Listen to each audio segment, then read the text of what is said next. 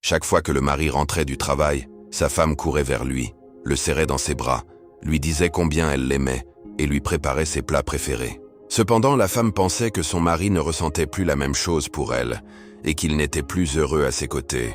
Elle avait l'impression que ces mots « je t'aime » sonnaient vides et n'avaient plus la sincérité d'autrefois. Elle disait souvent à sa sœur « J'ai l'impression qu'il ment chaque fois qu'il me dit « je t'aime » et il ne me dit plus de choses romantiques ». Sa sœur lui rappelait toujours de regarder tout ce qu'il avait construit et acheté pour elle au fil des années, et tous les sacrifices qu'il avait faits, travaillant à 2 emplois juste pour leur permettre d'avoir les voitures qu'il conduisait et la maison où il vivait. Mais la femme répondait toujours « Les mots comptent. Ils peignent les émotions que les actions ne peuvent pas toujours atteindre. » Un jour, un incendie s'est déclaré dans un musée d'art près de l'endroit où travaillait le mari. Ce musée appartenait à sa femme et abritait ses peintures les plus précieuses. En apprenant la nouvelle, le mari s'est précipité à l'intérieur du musée. Sa seule pensée était de sauver la galerie d'art de sa femme.